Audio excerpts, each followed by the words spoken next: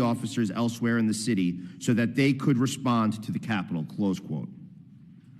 For everyone, and we'll start with Command Sergeant Major Brooks.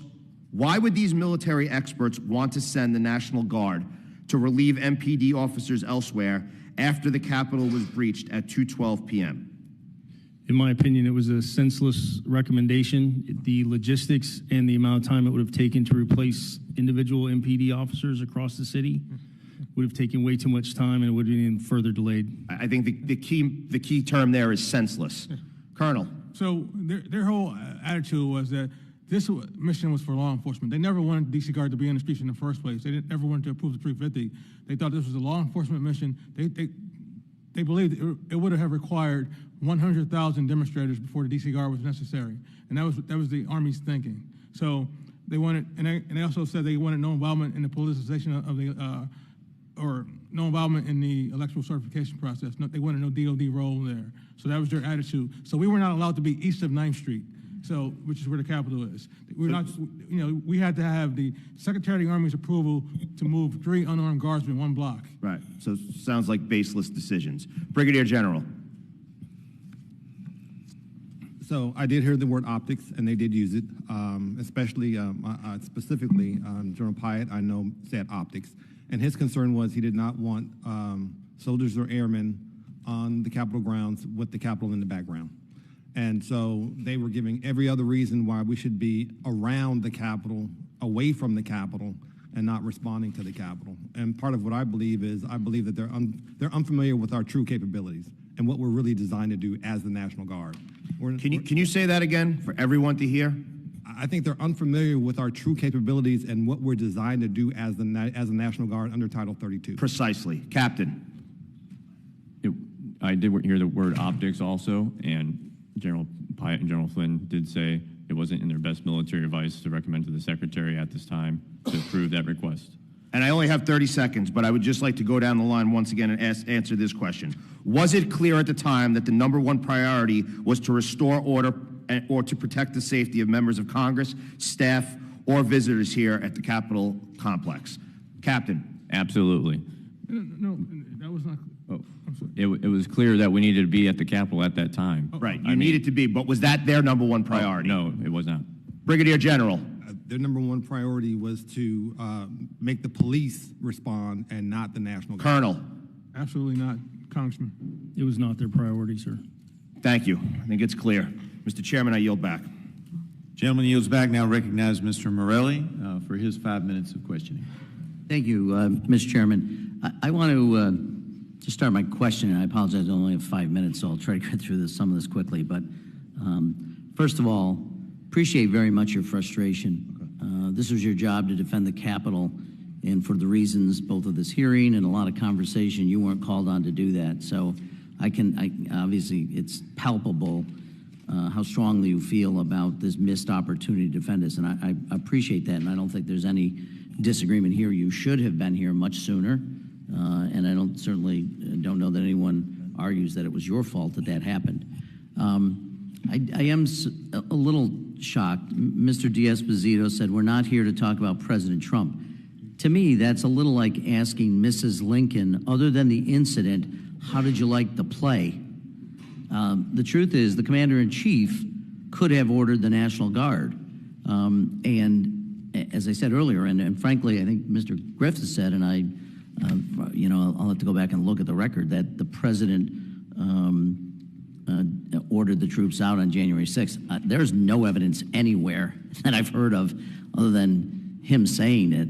There's literally no evidence of logs from the White House. There's no evidence anywhere that the President did that. And frankly, look, I don't know much about this. I'm a civilian. If I were the President of the United States, as soon as the breach happened, as soon as there was any measure of violence at the Capitol, I would have assembled people in the Situation Room, and I don't care about this. If the Secretary of Defense was there, the Secretary of the Army was there. I'm the Commander-in-Chief of the United States. And so I guess I'd begin, General Dean, if an order came from the White House, from the President, that deployed the National Guard, would that order have been questioned by anyone? But I would answer it this way. I would say that order was delegated. The responsibility of the response from the commanding general was written in a written document to him that basically gave him parameters on what he could do and what he couldn't do. So yeah, Now, I could the appreciate that. president- I appreciate that. yeah. But I don't believe the delegation of authority exempts the higher authority. If a call came from the president or the White House that the president wants this deployed, if the Secretary of Defense were somewhere, the Secretary of Army were somewhere else, would you have ignored that order? No, we wouldn't have. No. Not at all. That's, look, and I don't want to draw you into it. I'm just saying those who want to absolve the higher levels of command. Likewise, if the Secretary of Army had not acted, but the Secretary of Defense, Secretary Miller, had called, and his office had called General Walker and said, deploy the National Guard immediately, would anyone have questioned that order? No, we wouldn't. I'll speak from my perspective. We wouldn't have questioned it, but we would have wanted it coordinated based on the document that was sent by the Secretary of the Army. So not to interrupt you, you would have sought a manner to verify and to make sure that that was legally the appropriate process, but you would have acted on it immediately, no? I think the whole thing was there would have been a conversation, right? Yeah. So there was this talk about they needed a CONOP, right? A concept of operations. Yeah. Well, that's a discussion. In a crisis, that's a discussion. I agree. And so with that, there would have been a discussion about the deployment of the National Guard with any order given by any senior official. Yeah, and I guess I get, this isn't necessarily a question, but what I hear is a lot of confusion between the White House, the Department of Defense, the Secretary of the Army and his office. I don't know what happened. I guess there's varying accounts. And what I think each of you is here to testify is that the order didn't come down. Congressman, may I speak to that, please, sir? Yeah, go ahead. So, chain of command runs from the President to the Secretary of Defense to Secretary of the Army to General Walker. Now, the Secretary of Defense authorized the D.C. National Guard to deploy at 3 o'clock. The D.C. Guard was able to deploy at 3 o'clock. Yes. It had the capability, readiness to go on the street at 3 o'clock. But the order didn't come from the Secretary of the Army. So that was the No, I understand. the bottleneck there. The president would follow the chain of command. So typically the president, and I must No, remind, I would say this, excuse me, I'm going to reclaim my time, I apologize. Is that if I were the President of the United States and had ordered it, if that were true, there's no evidence that happened, but let's say it had been ordered, and then 20 minutes goes by and nothing's happening, I'll be on the phone again to my secretaries, and I'd be on the phone to General Walker and say, what's going on? I've ordered you out, move out. And with all due respect, conversation should have happened. I don't know if it did or did not. So Congressman, I think that, if the president would have called the Secretary of the Army, the Secretary of the Army would have said, we're moving as fast as we can. We need to be deliberate. We need to know more information. That's what the Secretary of the Army said in sworn testimony, But that's not what happened. He didn't say that in his testimony. He did say that in his testimony, sir. No, he didn't. He didn't say the President of the United States ordered him to do anything. No, he said that if the president would have called, he said it would not have made a difference. The president's call would not have made a difference.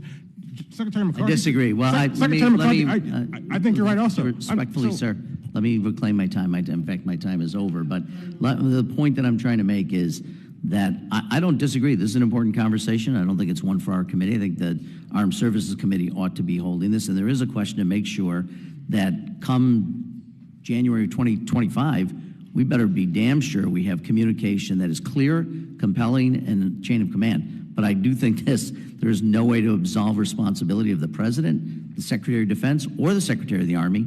You may dispute what happened, and I think that's fair, but something should have happened that triggered the deployment of the National Guard sooner so that you could have done your jobs and we wouldn't be having this hearing this morning. So with that, I yield back. Gentleman yields back, and I agree with him on his last statement that we need to be prepared for the next time that we have January 6th come up, which is in the law. I would also correct the record. I did say the president, the gentleman is correct, that's not in the evidence. The president had previously given Christopher Miller the authority to act, as he stated in his testimony, which was previously submitted into the record.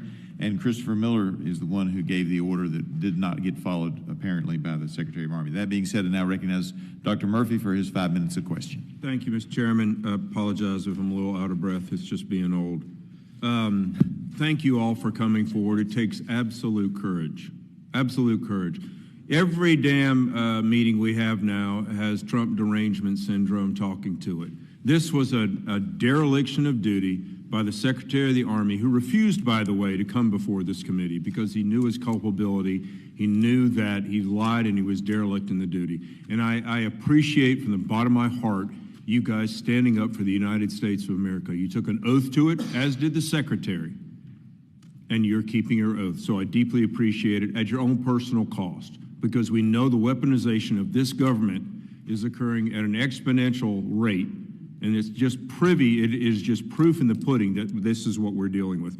I swear, why do we not have bipartisan support in getting to the bottom of this is beyond me. It's everything about Trump. Captain Nick, you know, the summer before in 2020, when there was an absolute disaster in this country where riots and burning of federal buildings occur, we saw billions of dollars, multiple deaths occur. Speaker Pelosi, I believe, is culpable with part of this in allowing this, paving the way for the terrible thing to happen on January 6th, to just dismiss America's memory of what happened the summer before. In contrast, the protests at Capitol on January 6th, which we know were all wrong, there was no hesitation in creating a politicized community. And we had a former Republican who saw it as a personal grind to go after President Trump, basically not allowing evidence to come before the committee. It's been more than 3 years, and members of the D.C. National Guard are coming forward with your oath to provide clarity. I'll just ask Captain Nick, in your testimony, you mentioned you were a confidential source for the Select Committee. In addition, you go on to state my confidentiality was breached to the national media. Would you mind expanding upon that? Yes, sir. First, I'd like to correct the record from a previous statement from your colleague. When he asked a question about Pentagon officials and their desire to send troops, I said absolutely. I meant they did not at the time want to send troops to the Capitol, just for clarification. I was informally, after January 6th, at some time after, I was informally interviewed by the Select Committee on January 6th. I gave informal testimony and hired counsel from Tully Rickney, Dan Meyer, who's also behind me. After giving my written notes and informal testimony, a couple weeks later, I was contacted by Political from a news outlet, from a writer requesting comment on my handwritten notes they got a copy of. I then contacted Dan, who then contacted the Select Committee to resolve that. But it had to be leaked at some point from probably the Select Committee, because that's the only people I talked to and gave my notes to. It is obviously evident with anybody with an objective eye that the committee was put forth to tell one thing. If that committee had gone in front of anything in a legal department, you would have cross-examination, other witnesses, et cetera. We never saw any of that to get to the actual truth, which is what all Americans, whether you're which party or not, should believe in doing. Period.